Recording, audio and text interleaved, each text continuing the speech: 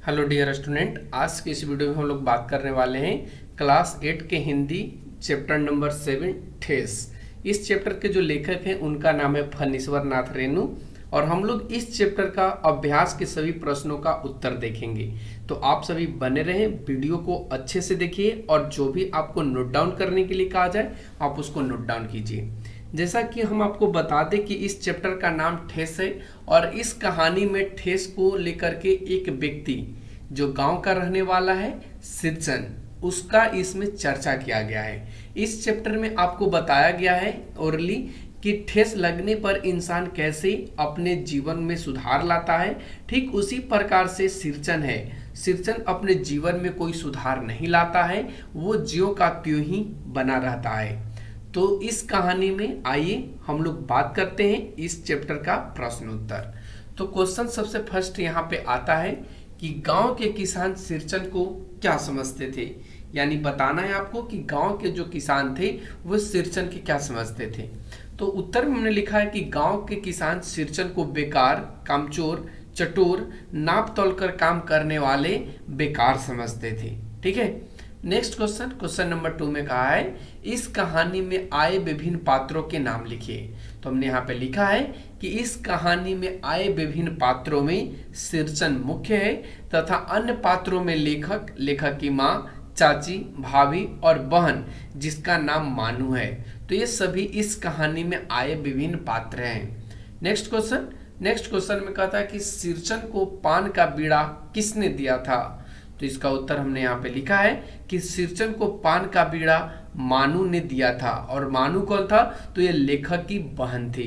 Next question number 4 में कहता है कि आपके विचार से सिरचन का महत्व क्यों कम गया। यानी ऐसा इस कहानी में देखा गया कि सिरचन एक बहुत बड़ा कारीगर था लेकिन समय आने पर उसकी जो महत्व वो गिरता गया। ऐसा क्यों गिरता गया ये आपको बताना है।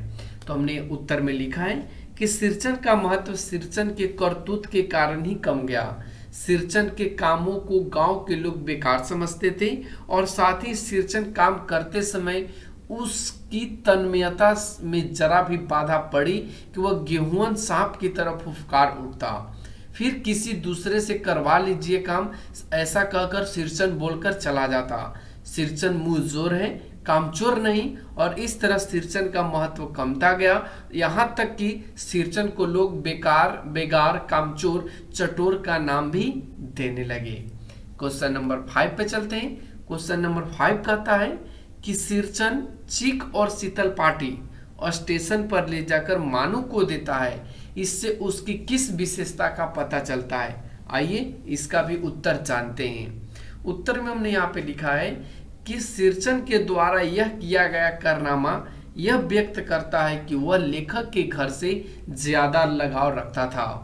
भले ही वह चाची के द्वारा किए गए अपमान के कारण उसने शीतल पार्टी का काम बीच में छोड़कर चला गया, लेकिन उसने अपने घर का शीतल पार्टी देकर यह साबित कर दिया कि लेखक के घर वालों से उसे कितना प्रेम है। इससे उसके अच्छे चरित्र की विशेषता को दर्शाता है। तो इस तरीके से आपको यहाँ पे उत्तर लिखना है। यदि आप यहाँ पे अच्छे से उत्तर लिखेंगे तो आपको यहाँ पे कोई दिक्कत नहीं होगी और यहाँ पे ये शीतल को ए वाला सा कर लेंगे। ठीक है, तो इस तरीके से यहाँ पे इसका सही जवाब होगा।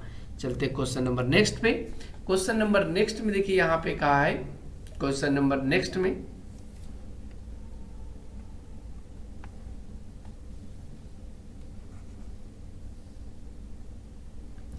निम्नलिखित गद्यांशों को कहानी के अनुसार क्रमबद्ध कीजिए। ठीक है, ये आपको करना है। तो इसका उत्तर आपको स्वयं से करने होंगे क्योंकि एक कहानी के जो अनुसार एक गद्यांश जो दिए गए क्वेश्चन नंबर 6 में उसको खुद से आपको सजाना है। चलते क्वेश्चन नंबर 7 पे।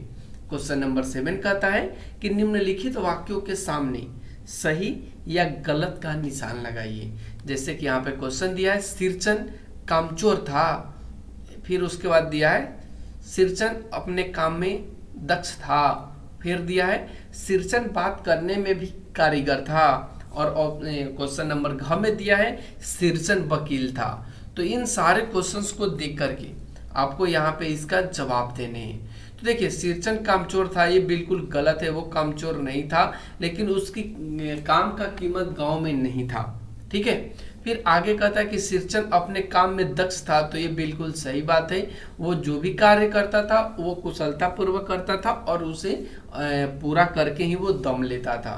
ठीक है, फिर आगे क्वेश्चन कहता है कि सिरचन बात करने में भी कारीगर था, ये भी सही बात है, वो बात करने में बहुत ज्यादा कारीगर था। अगर अगला क्वेश्चन है घ में कि सिरचन वकील था, तो ये यहाँ पे गलत है। ठीक है, सिरचन कोई वकील जज नहीं था, वो एक आम आदमी था, एक कारीगर था। चलते हैं नेक्स्ट क्वेश्चन की तरफ। नेक्स्ट क्वेश्चन में यहाँ पे कहा है क्वेश्चन नंबर में 8 में कि कहानी के किन किन प्रसंगों से ऐसा प्रतीत होता है कि सिरचन अपने काम को ज्यादा तरजीह देता था, उल्लेख कीजिए। तो चलिए उत्तर में हमने यहाँ पे लिखा है कि इस कहानी में अनेक ऐसे प्रसंग हैं जिससे यह पता चलता है कि सिरचन अपने काम को ज्यादा तरजीह देता था। लेखक यहाँ मानू जी के ससुराल शीतल पार्टी ले जाने के लिए जब सिरचन को बुलाया गया, काम करते समय उसकी तन्मयता में जरा भी बाधा पड़ी कि वह गेहूं सांप की तरफ फुफकार उठता, फिर किसी दूसरे से करवा लीजिए, सिरचन मुंहजोर है कामचोर नहीं, और फिर वह काम अधूरा रह जाता।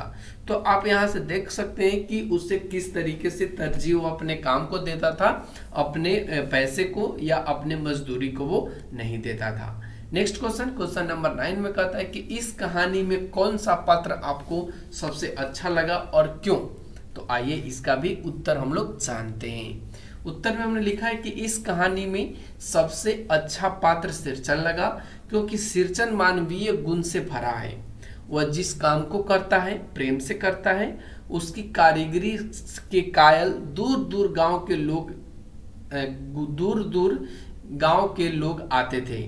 ठीक है, यहाँ पे आते छूट गया है, तो आप थोड़ा सा इसको यहाँ पे लिख लेंगे, दूर दूर गांव के लोग आते थे। ठीक है, तो आप यहाँ पे जोड़ लेंगे। वह अभिमानी और सम्मान प्रिय व्यक्ति है, कौन?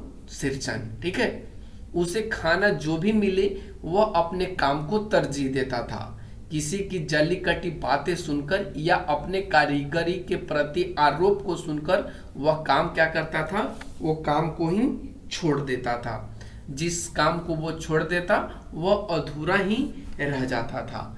तो आप समझ पाए होंगे कि सिरचन का पात्र क्यों इस कहानी में सबसे ज्यादा अच्छा लगा है। ठीक है, चलते क्वेश्चन नंबर नेक्स्ट पे। क्वेश्चन नंबर नेक्स्ट में कहता है कि कहानी के अंत में, थोड़ा सा यहाँ पे हमने छोड़ दिया था, ध्यान रखिएगा कि कहानी के अंत में सिरचन की आत्मीय गुण चरम पर दिखता है। जब मानू विदाई होकर स्टेशन पर गाड़ी में सवार है, गाड़ी खुलने के समय में सिरचन दौड़ता हाँफता गट्ठर मानू दीदी को देते हुए कहता है, दीदी यह हमारे तरफ से शीतल पार्टी चिक और कुश की आसनी है। ठीक है, तो आप देख सकते हैं। नेक्स्ट क्वेश्चन अब व्याकरण से है। आइए व्याकरण का भी हम लोग यहाँ पे उत्तर करते हैं। व्याकरण में कहता है कि इन मुहावरों का वाक्य में प्रयोग करते हुए अर्थ स्पष्ट कीजिए। जैसे कि यहाँ पे दिया है कान देना। कान देना का मतलब क्या होता है? शिकायत करना।